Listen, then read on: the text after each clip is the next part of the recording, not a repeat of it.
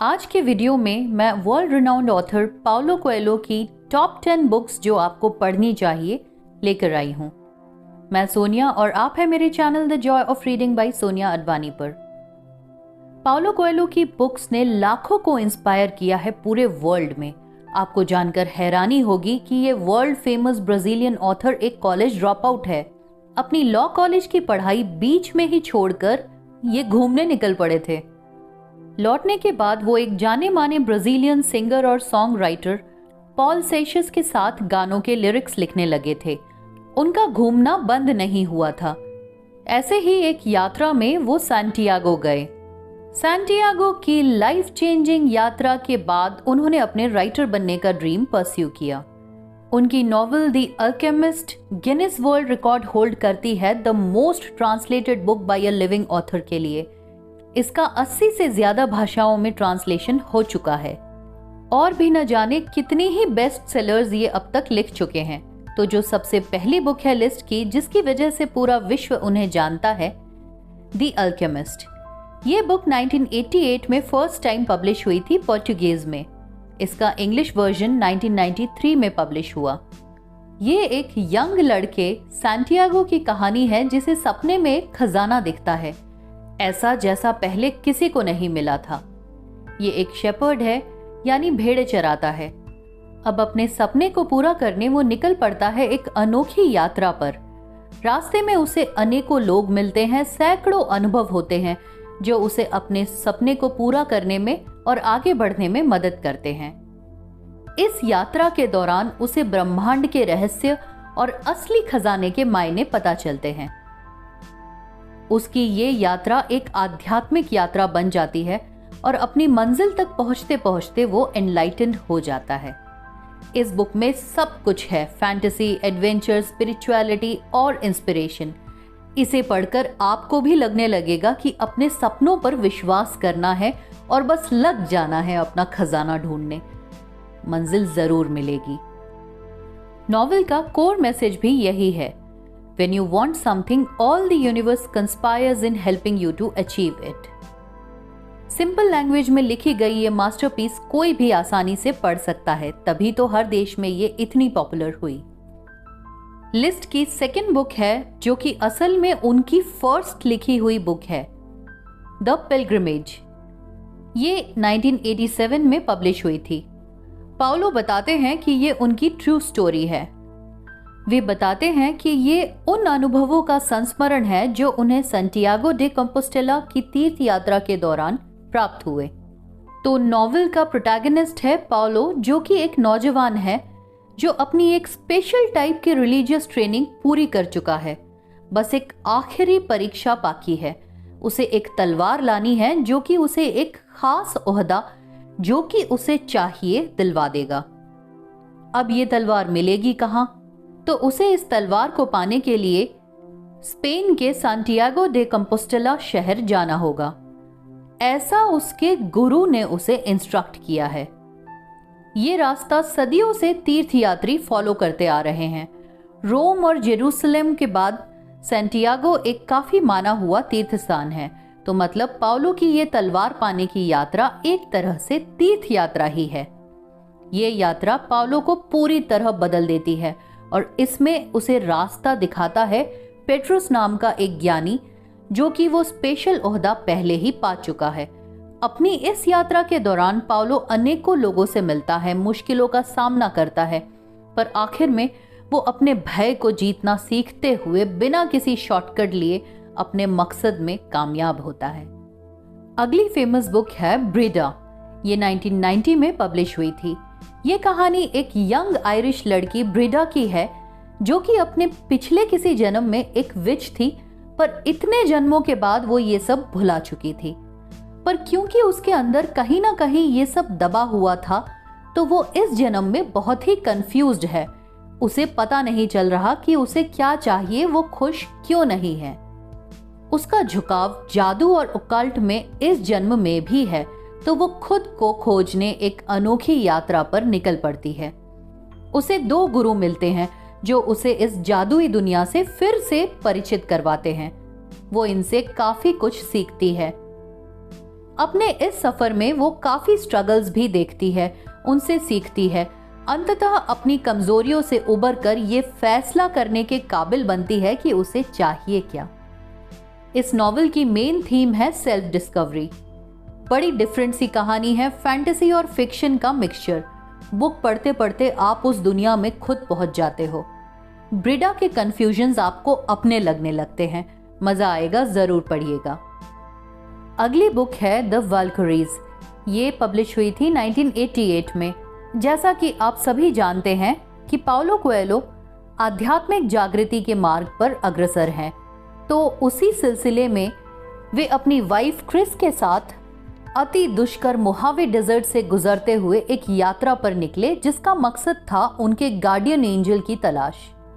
उनके स्पिरिचुअल गुरु, जिन्हें वो जे नाम से संबोधित करते हैं, उनके आदेश पर पाउलो को ये यात्रा करनी थी ताकि वो अपने एक श्राप से मुक्त हो सके।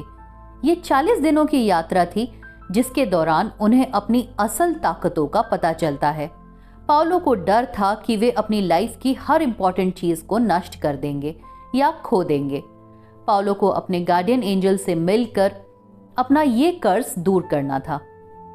रास्ते में वो एक यंग मैजिक प्रैक्टिशनर और एक बोल्ड महिलाओं के ग्रुप से मिलते हैं, जो कि एक आध्यात्मिक समूह का हिस्सा है जिसे वैल्करीज के रूप में जाना जाता है।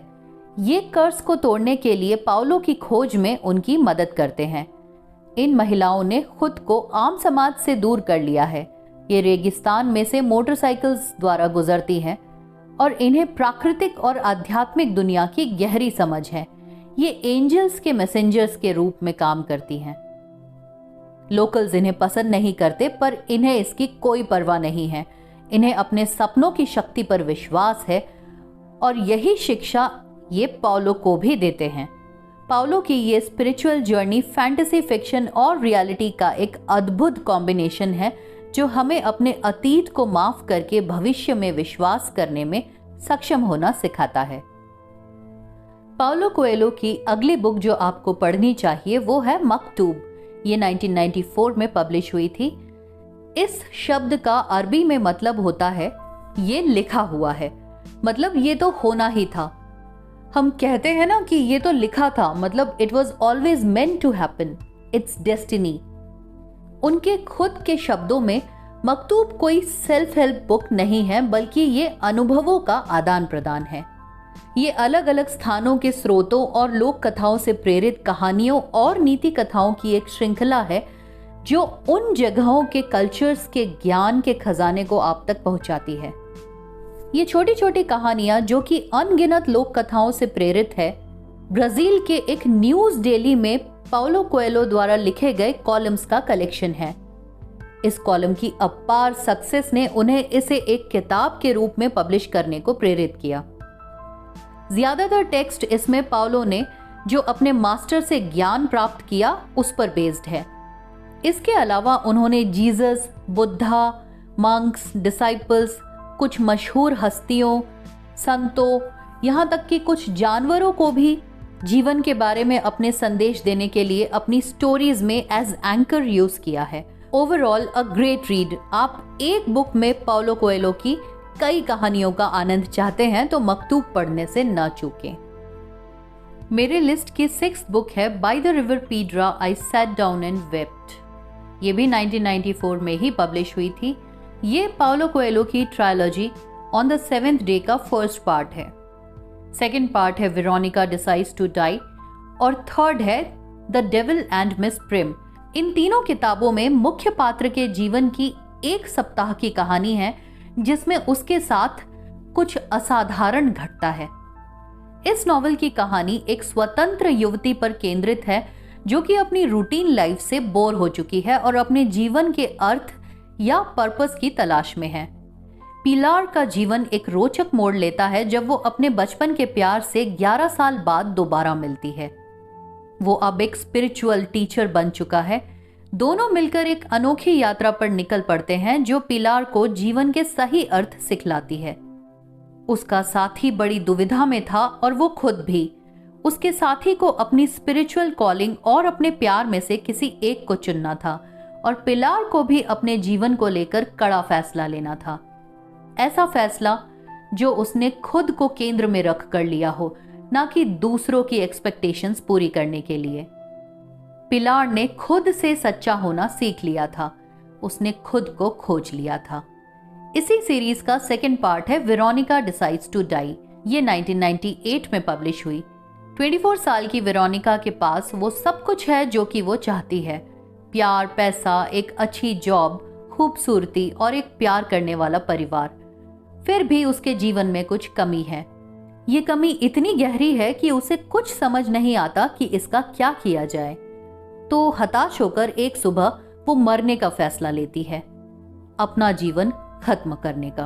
वो मुट्ठी भर नींद की गोलियां खा लेती है, ये सोचकर कि अब उसे इस मीनिंगलेस लाइफ से छुटकारा मिल जाएगा। पर जैसा उसने चाहा वैसा हुआ नहीं।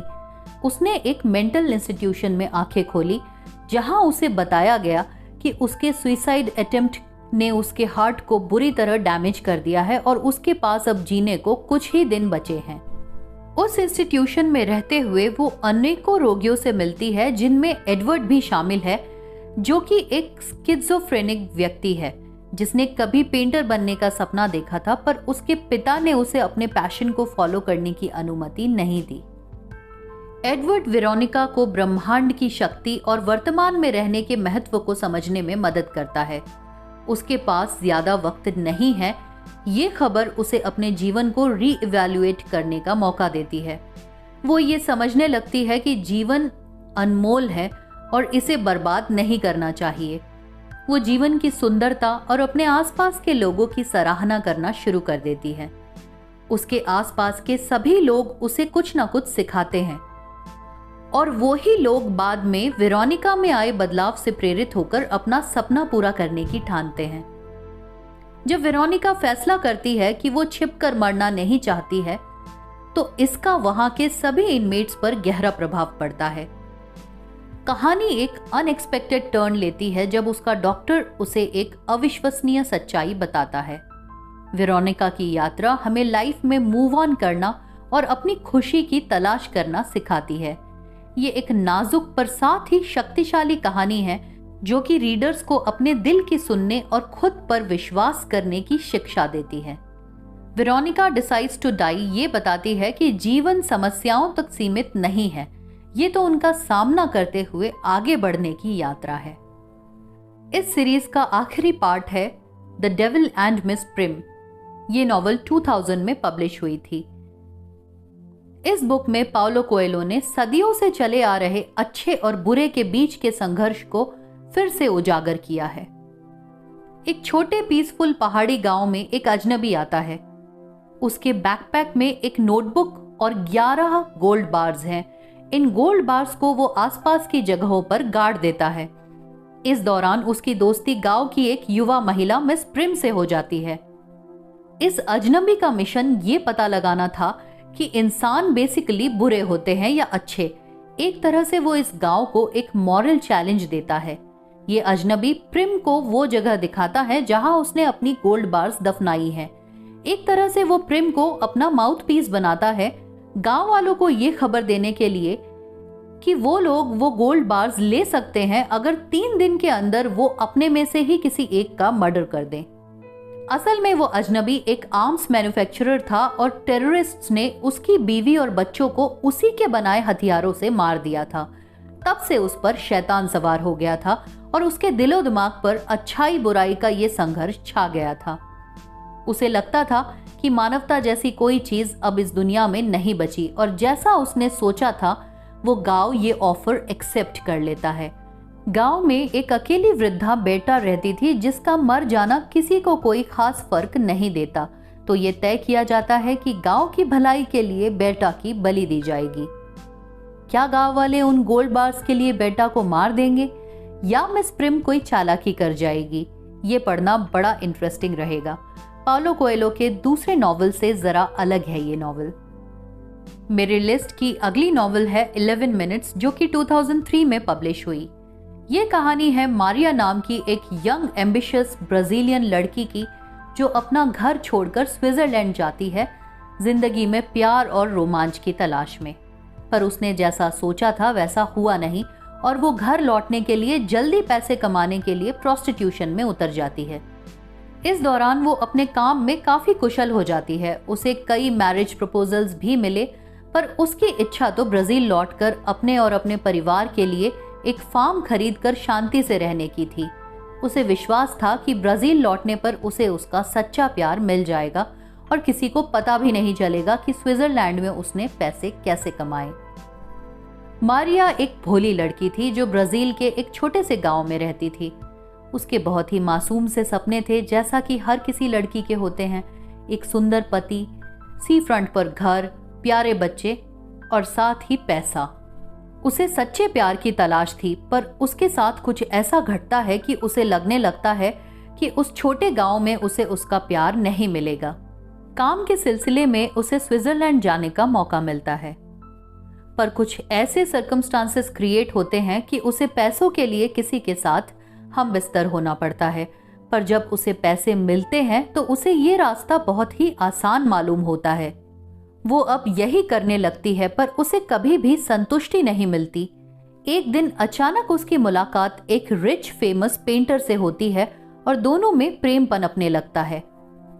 मारिया को ये प्रेम सच्चा वाला लगता है, पर अब उसे ये डर सताने लगता है कि उन दोनों के बीच का ये सच्चा रिश्ता टूट जाएगा, क्योंकि उसने दैहिक पेशा अपनाया हुआ था। मारिया के दिमाग में जो कॉन्फ्लिक्ट्स चल रहे हैं वो आप में उसके प्रति सिंपैथी पैदा करेंगे। पर पाउलो कोएल्हो की दूसरी बुक्स की तरह इसमें मुझे स्पिरिचुअलिज्म का टच नहीं दिखा, हालांकि उन्होंने दिखाने की पूरी कोशिश की है। इसे आप एक लड़की की कार्नल प्लेजर्स से ऊपर उठकर सोल को तृप्त करने की कहानी के रूप में पढ़ सकते हैं।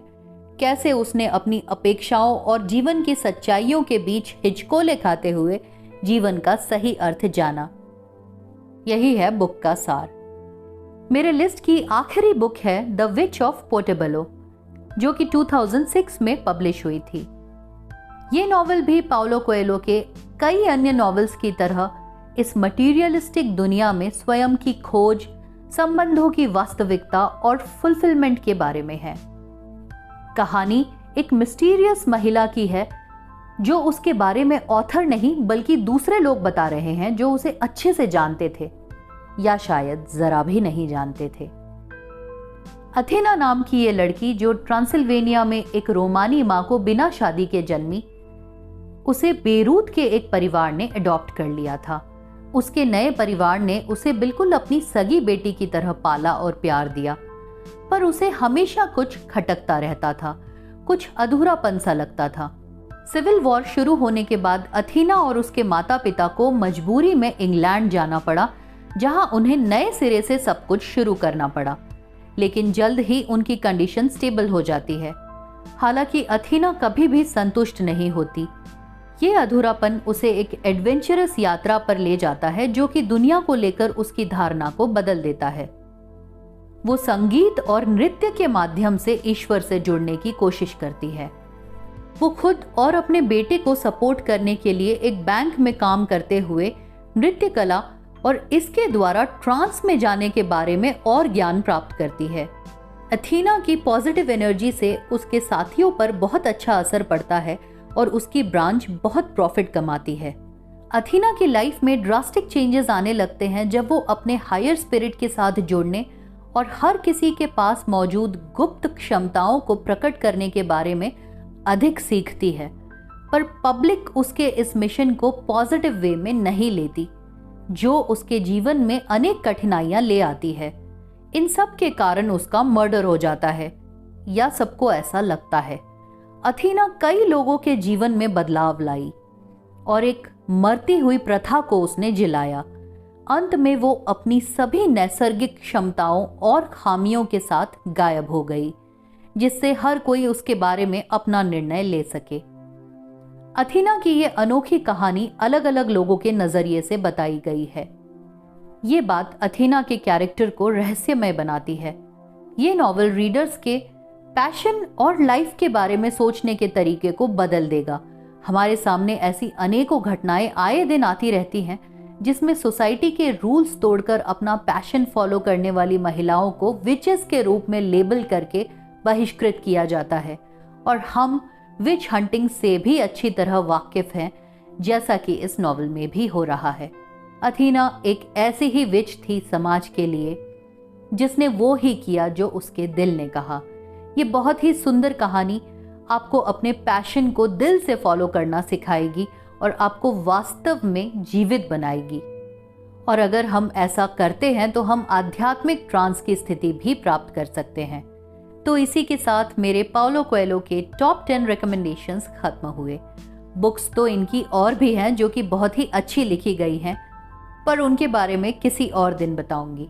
आपने अगर इनमें से कोई भी बुक पढ़ी हो तो आपका एक्सपीरियंस क्या रहा, ज़रूर शेयर करिएगा। Time to end the video now. We'll be back soon. Till then, keep spreading the joy of reading. Bye bye.